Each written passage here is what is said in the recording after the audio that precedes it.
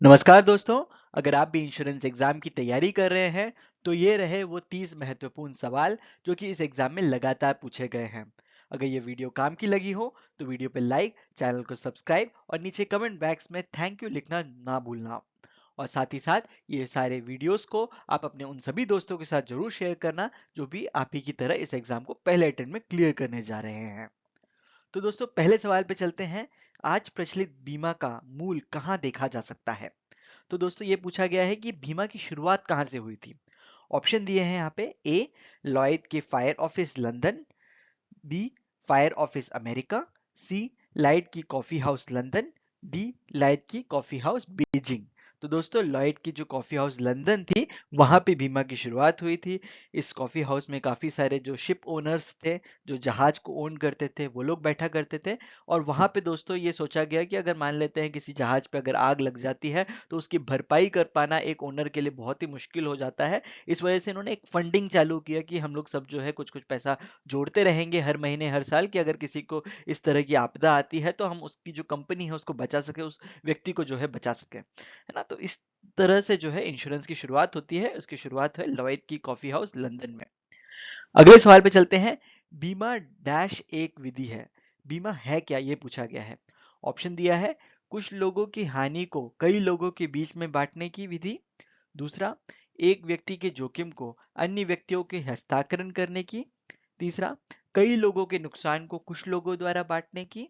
चौथा, कुछ लोगों के लाभ को कई लोगों के हस्तांतरण करने की।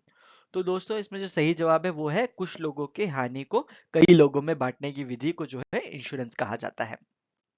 अगले सवाल पे चलते हैं हम। भारतीय बीमा विनियामक और विकास प्राधिकरण की स्थापना का अनुमोदन डैश के द्वारा किया गया।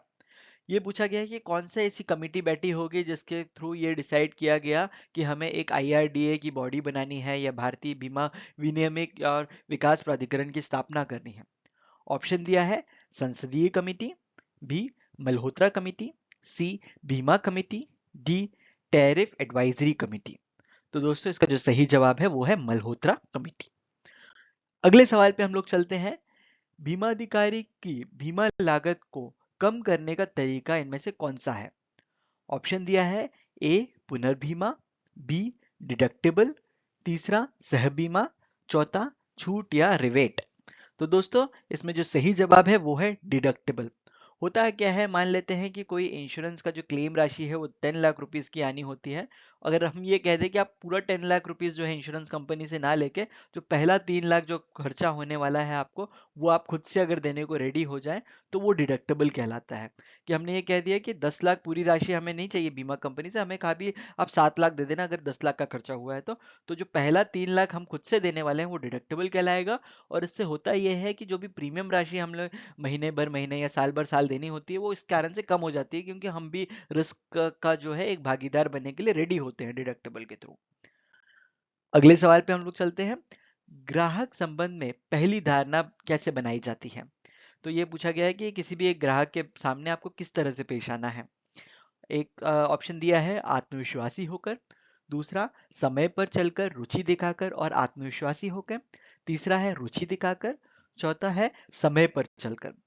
तो दोस्तों इसका जो सही जवाब है वो है कि समय पर जाना है, रुचि दिखानी है आपको कस्टमर में, और आत्मविश्वासी होकर जो है आपको पॉलिसी बेचनी है। ओके।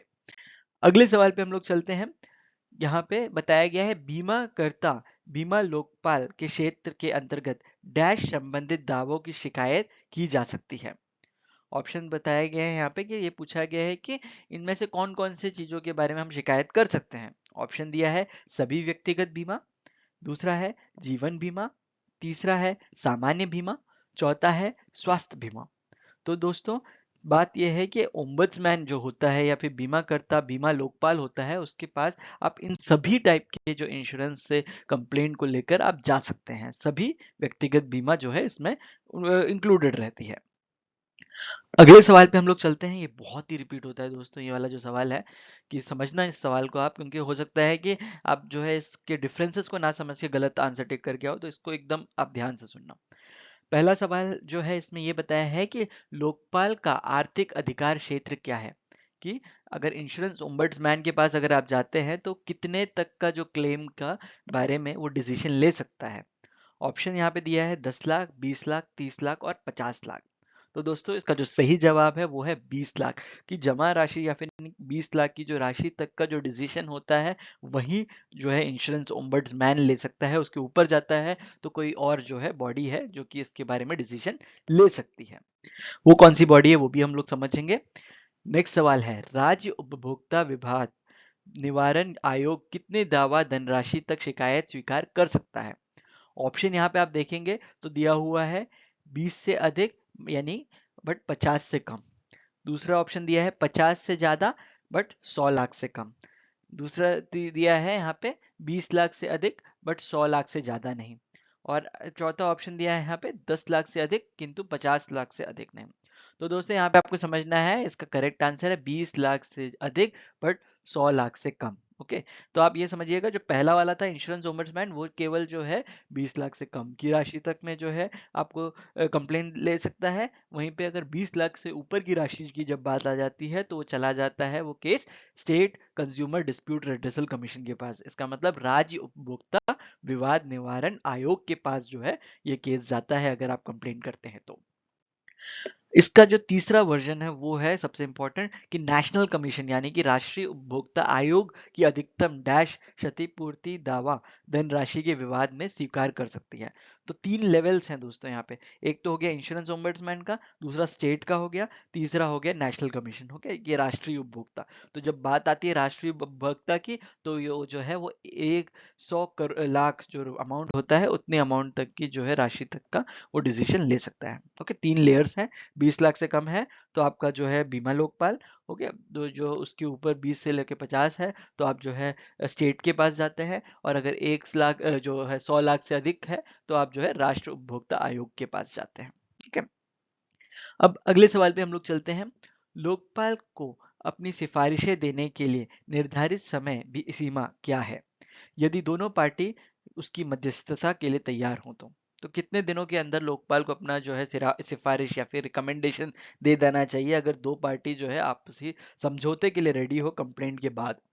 तो ऑप्शन दिया है यहाँ पे, ए 15 दिन, बी 1 माह, सी 45 दिन और डी 2 माह। तो दोस्तों इसका जो सही जवाब है वो है 1 माह। ओके, 15 या 45 नहीं, 1 माह का टाइम रहता है जिसके बीच में जो है लोकपाल को अपनी सिफारिशें सामने रखनी होती है जिससे कि दो पार्टीज जो है अपने बाप में ही इसके बीच में मध्यस्थता ला सके। अगले सवाल पे हम लोग चलते हैं। भारत ने बीमा विनियमन के मुख्य उद्देश्य क्या है? ऑप्शन दिए हैं यहाँ पे, सरकार की आय को बढ़ाना, दूसरा ग्राहकों के मतभेद को दूर करना, तीसरा है बीमा कंपनियों के हित के लिए रक्षा करना, चौथा है बीमा धारक के हित की रक्षा करना। तो दोस्तों जो इंश्योरेंस रेगुलेशन या फिर बीमा विनियम है उसका जो मुख्य उद्देश्य होता है बीमा धारक के हित की रक्षा करना। ओके, ये जो है ऑप्शन यहाँ पे गलत दिया है, सी नहीं, इसका आंसर जो है डी आएगा, बीमा धारक के हित की रक्षा करना। अगले सवाल पे हम लोग चलते हैं। आईआरडीए के सुझाव के अनुसार एजेंट की न्यूनतम योग्यता डैश पास होनी चाहिए। तो कितने जो है योग्यता होनी चाहिए अगर कोई व्यक्ति इंश्योरेंस एजेंट बनना चाहता है? तो ऑप्शन दिया है, A 8th standard, B 10th standard, C 12th standard और डी ग्रेजुएट। तो दोस्तों इसका जो सही जवाब है वो है 10वीं पास अगर कोई व्यक्ति हो तो वो व्यक्ति जो है इंश्योरेंस एजेंट बन सकता है। अगले हम सवाल पे चलते हैं। निम्नलिखित में से कौन सा विकल्प रमेश द्वारा बीमित नहीं किया जा सकता? कि अगर एक रमेश व्यक्ति है वो अगर किसी के लिए बीमा कराना चाहता है तो वो इनमें से किस चीज के लिए नहीं करा सकता, ये पूछा गया है। एक है ऑप्शन रमेश का घर, दूसरा है रमेश की पत्नी, तीसरा है रमेश का दोस्त, चौथा है रमेश के अभिभावक। तो दोस्तों इसमें जो है आप देख सकते हैं, आप भी बता सकते हैं कि इसका जो सही जवाब है वो है रमेश का दोस्त। रमेश अपनी वाइफ के लिए कराए ठीक है, अपने पेरेंट्स के लिए कराए ठीक है, अपने घर के लिए कराए इंश्योरेंस ठीक है, बट रमेश अपने दोस्त के लिए जो है इंश्योरेंस नहीं करा सकता। अगले सवाल पे हम लोग चलते हैं। घोड़े से गिरने के कारण अजय की पीठ टूट जाती है, जल में पड़े हुए रहने के कारण उसको निमोनिया हो जाता है, उसे अब तब अस्पताल में जो है भर्ती कराया जाता है पर निमोनिया के कारण वो मर जाता है। तो इसमें जो है आपसे ये पूछा गया है कि इसमें प्रॉक्सिमेट कॉज क्या है या फिर निम्नलिखित परिवेश में मृत्यु की नजदीकी कारण क्या है वो आपको बताना है।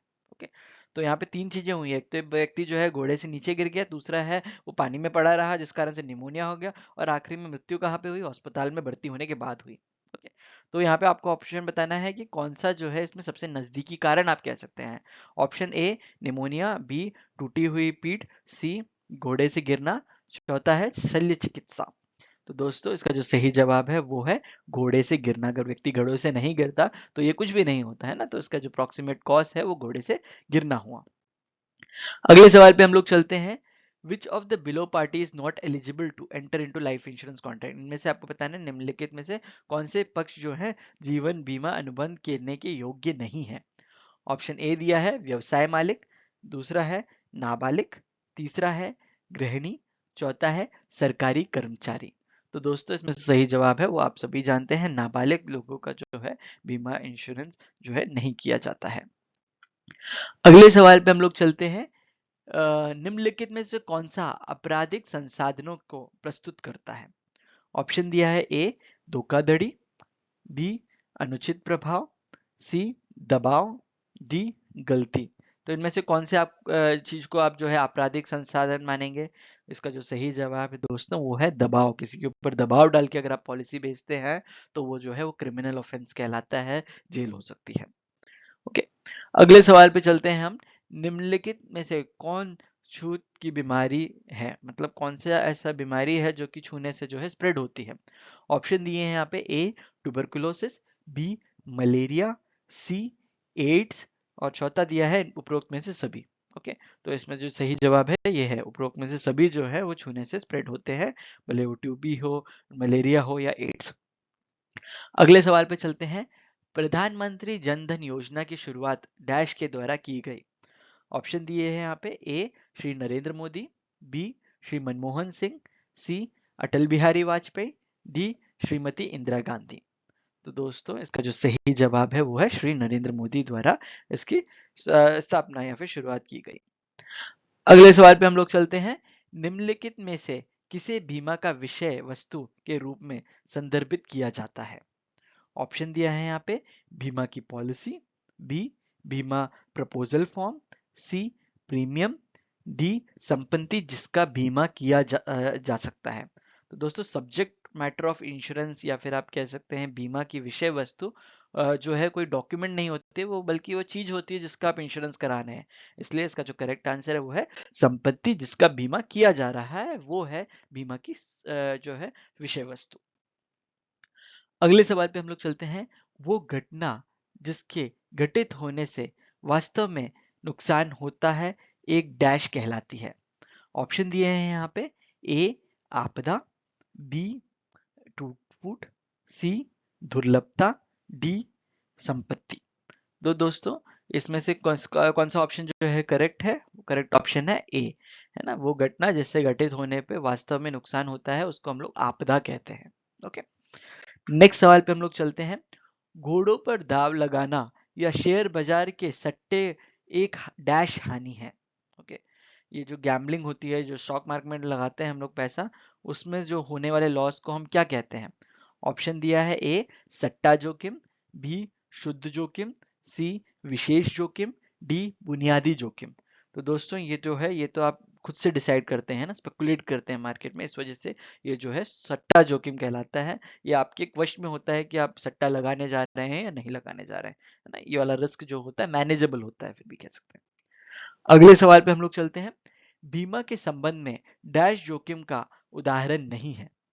ऑप्शन दिए हैं यहाँ पे टूट फूट के कारण टायर की क्षति, दूसरा आग बुझाने के लिए इस्तेमाल किए गए पानी की वजह से संपत्ति को हुई क्षति, तीसरा है बारिश के पानी के कारण कार्गो की क्षति, चौथा है दुर्घटनाओं की वजह से कार में हुई क्षति।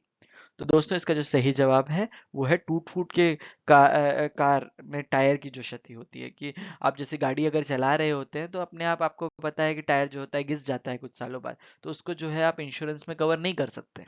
ओके, अगले सवाल पे हम लोग चलते हैं। डैश की फ्री लुक अवधि के दौरान ग्राहक यह तय कर सकता है कि क्या पॉलिसी जारी रखे या नहीं। ओके, अगर किसी को भी आप पॉलिसी बेचते हैं तो इतने दिनों के अंदर अगर कोई आके आपको कहे कि नहीं हमें अपनी पॉलिसी जो है वापस, हमें अपना प्रीमियम जो है चाहिए, तो आपको देना पड़ेगा। ओके, तो उस पीरियड को जो है फ्री लुक पीरियड कहते हैं या फ्री लुक अवधि कहते हैं। उसका ड्यूरेशन क्या है वो पूछा गया है।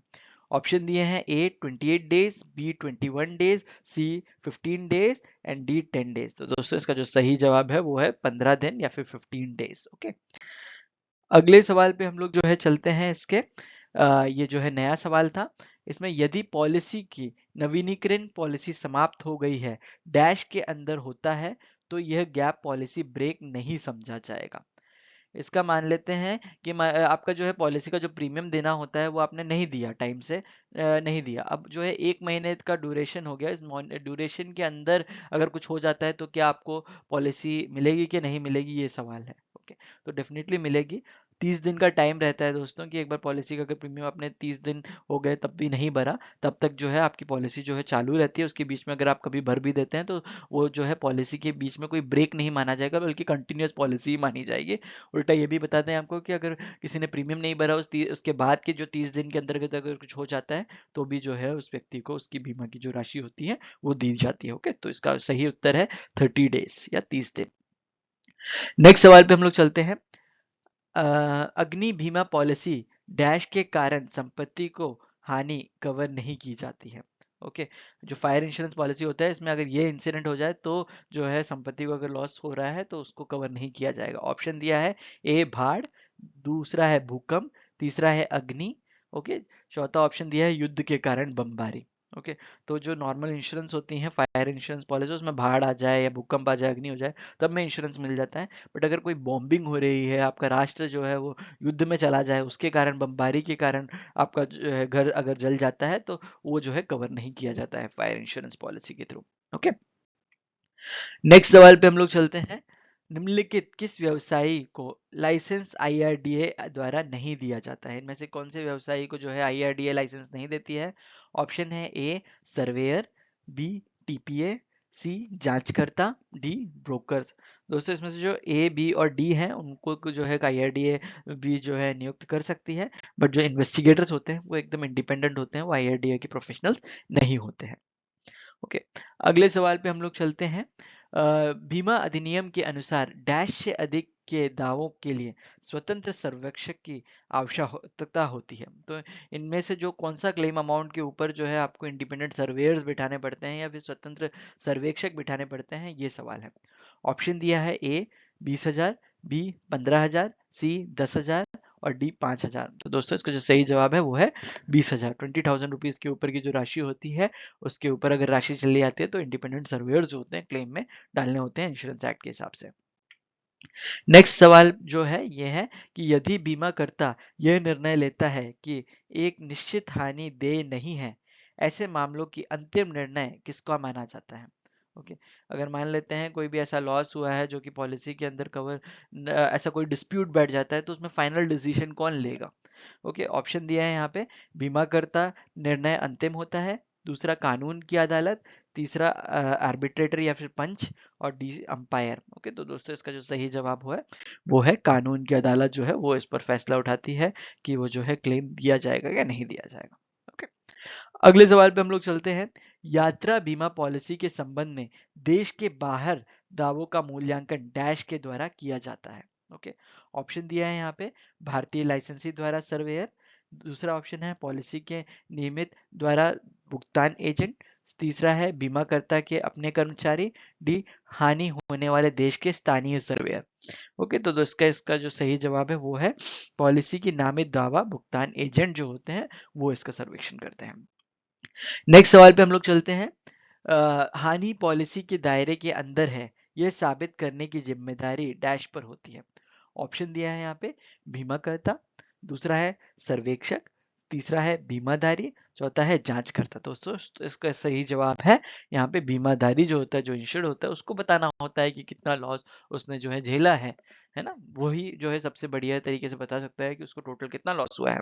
ओके, तो दोस्तों इसी के साथ जो है ये वीडियो यहीं पे समाप्त होता है। इसके जो है कई सारे प्लेलिस्ट हिंदी के और इंग्लिश के दोनों हमारे चैनल पे आपको मिल जाएंगे। चैप्टर एक्सप्लेनेशन की वीडियोस भी जो है हमारे चैनल में दिए हुए हैं, आप उसको डेफिनेटली जो है देखें, हमारे चैनल को विजिट करके।